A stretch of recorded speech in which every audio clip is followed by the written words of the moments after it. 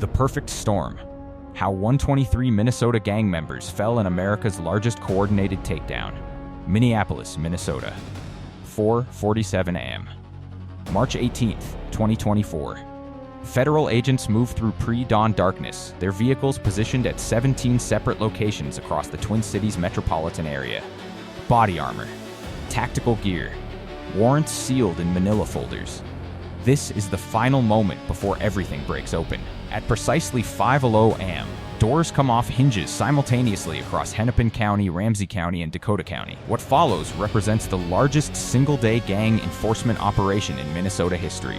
123 individuals, multiple criminal organizations, years of infiltration compressed into 90 minutes of coordinated arrests. But this isn't just about numbers. This is about the systematic dismantling of criminal enterprises that had embedded themselves so deeply into Minnesota communities that residents stopped believing law enforcement could touch them.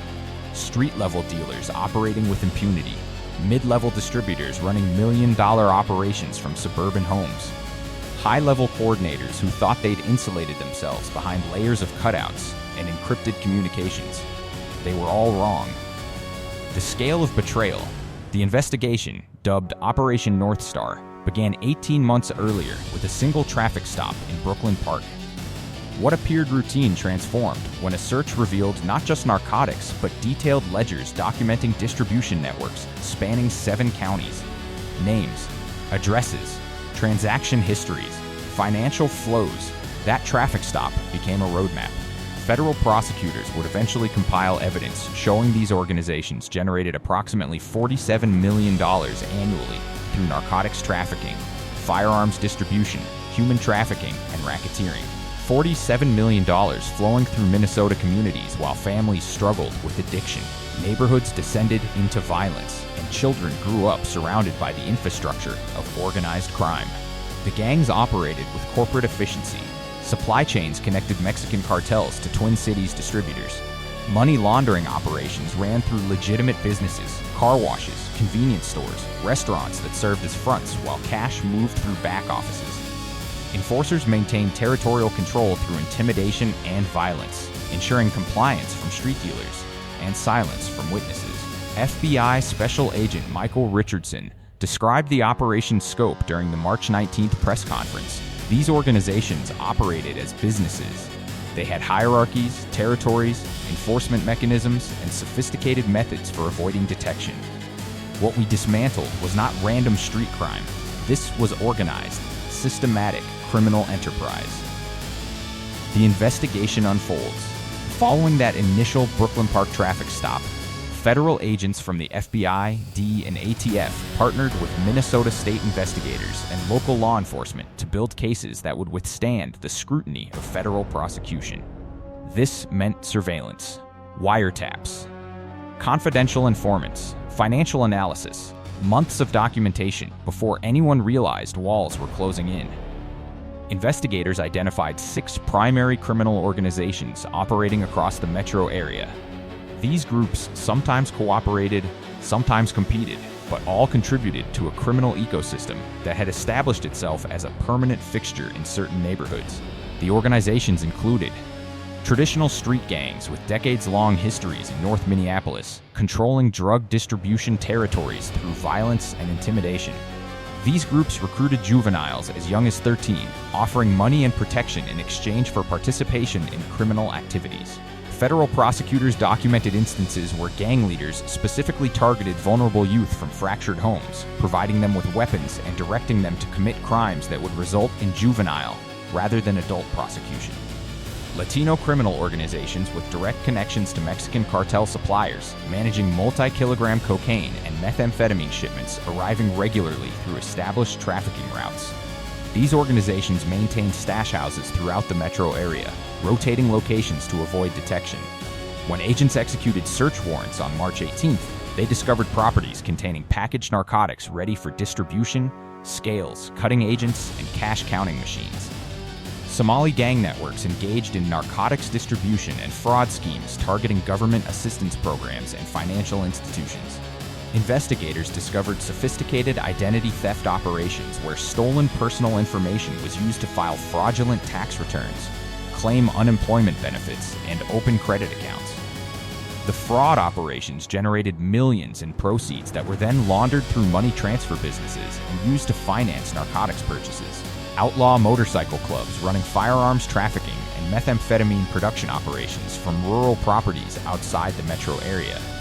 Federal agents identified multiple properties where club members manufactured methamphetamine using precursor chemicals purchased through straw buyers. These operations posed significant public safety risks. Several properties contained volatile chemicals stored in residential areas where explosions could have resulted in multiple casualties. White supremacist groups distributing methamphetamine while recruiting members through prison networks and online platforms.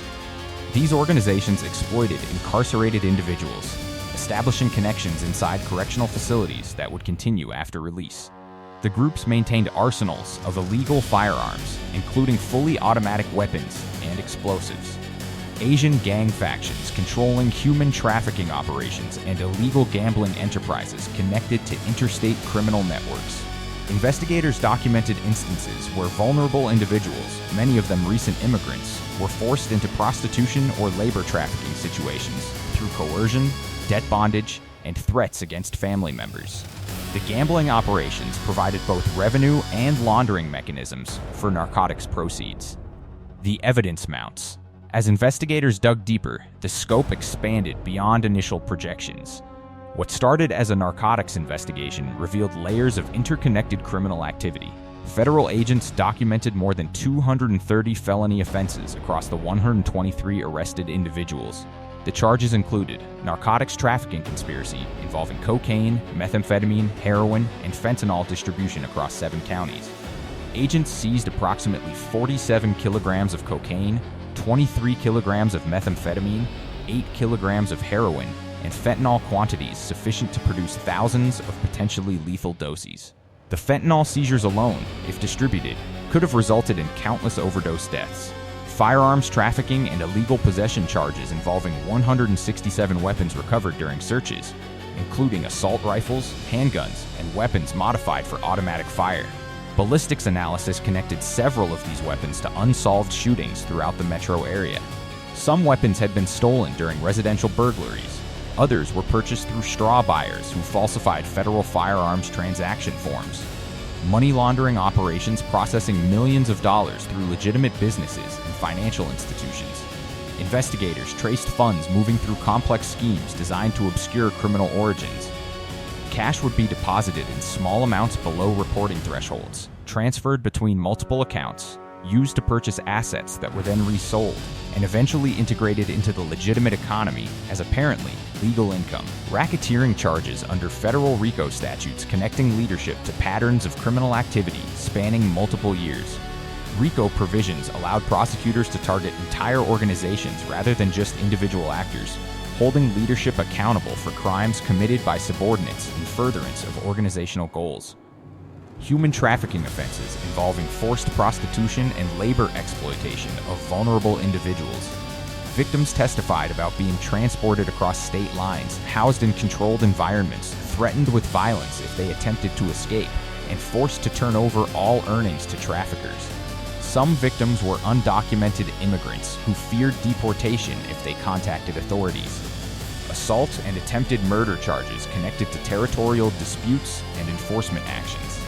Gang members committed violence to maintain control over drug territories, punish perceived disrespect, enforce debts, and eliminate potential witnesses.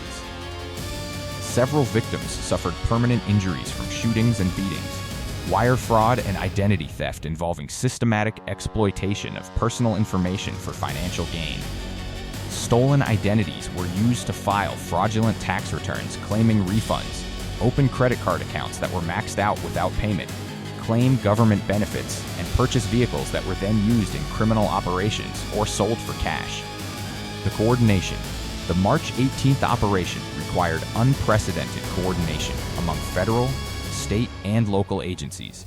FBI field offices in Minneapolis and St. Paul worked with DIA task forces, ATF agents specializing in firearms trafficking, Minnesota Bureau of Criminal Apprehension investigators, Hennepin County Sheriff's Office tactical teams, Minneapolis Police Department gang units, St. Paul Police Department officers, and suburban law enforcement agencies across the metro area.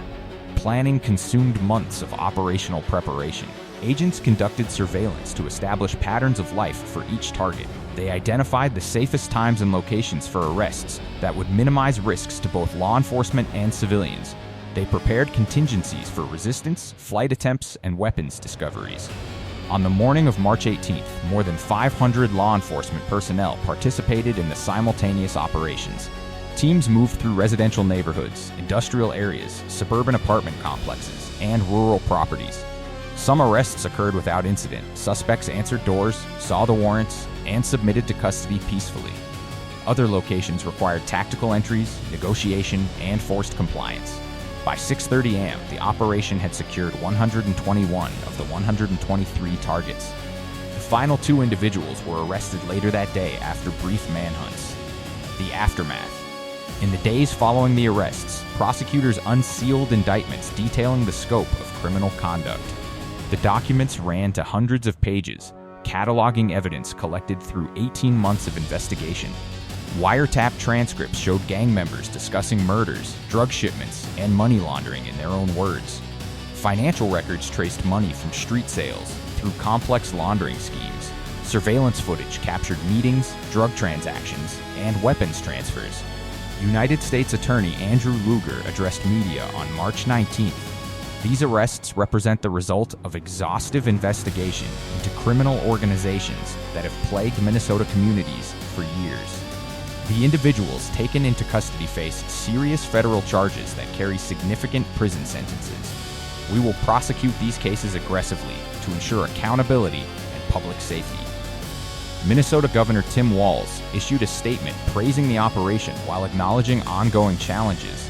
Law enforcement has delivered a significant blow to criminal organizations operating in our state.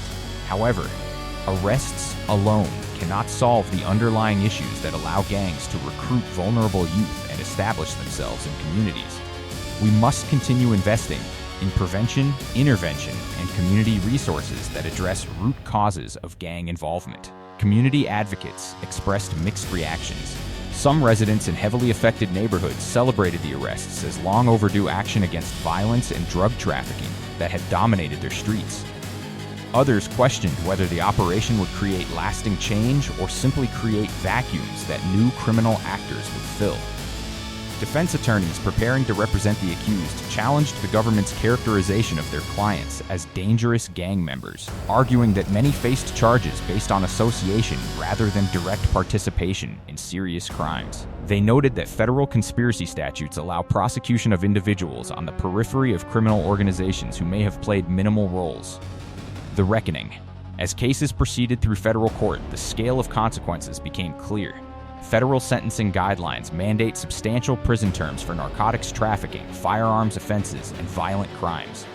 Many defendants faced mandatory minimum sentences ranging from 10 years to life imprisonment. By December 2024, the first wave of prosecutions had resulted in convictions through guilty pleas and trial verdicts. Sentences handed down included a 35-year-old gang leader convicted of racketeering, drug trafficking conspiracy, and ordering violent attacks on rivals received 25 years in federal prison. Evidence showed he directed a distribution network generating millions in annual revenue while ordering assaults that left multiple victims with permanent injuries. A 28-year-old firearms trafficker who supplied weapons to gang members received 15 years after pleading guilty to trafficking 43 firearms, including several connected to shootings. Prosecutors demonstrated he specifically targeted individuals prohibited from legal gun purchases, charging premium prices for weapons he knew would be used in crimes. A 42-year-old methamphetamine manufacturer operating a lab in a rural area received 20 years following conviction for drug manufacturing. Endangering children, his lab was located on property where minors lived, and weapons possession. The lab contained enough chemicals to produce methamphetamine worth approximately $2 million at street value. A 31-year-old money launderer who processed drug proceeds through legitimate businesses received 12 years after pleading guilty to conspiracy to commit money laundering. Financial analysis showed he moved more than $8 million through accounts over 3 years, taking percentages as fees while providing criminal organizations with apparently legitimate income streams. A 26-year-old human trafficker who forced women into prostitution received 18 years after conviction for sex trafficking. Victim testimony described systematic exploitation, violence, and psychological manipulation. One victim stated, "He destroyed my life and made me believe I had no choice. These years of his sentence will never give me back what he took." The warning: Operation North Star removed 123 individuals from Minnesota streets. It disrupted established criminal networks. It sent a message about consequences. But it didn't end the problem. Gang violence continues in Twin Cities neighborhoods. New dealers emerge to fill vacuums left by arrested distributors. The economic and social conditions that drive gang recruitment, poverty, lack of opportunity, fractured families, inadequate education, persist despite law enforcement successes. Federal agents know this. Prosecutors understand it. Community advocates live it daily. The question isn't whether Operation North Star succeeded in arresting gang members. It demonstrably did. The question is whether anything fundamental has changed in the systems that produce gang involvement in the first place. That answer remains unclear. What is certain, the investigation and prosecution of 123 individuals represents extraordinary effort, coordination, and commitment from hundreds of law enforcement professionals.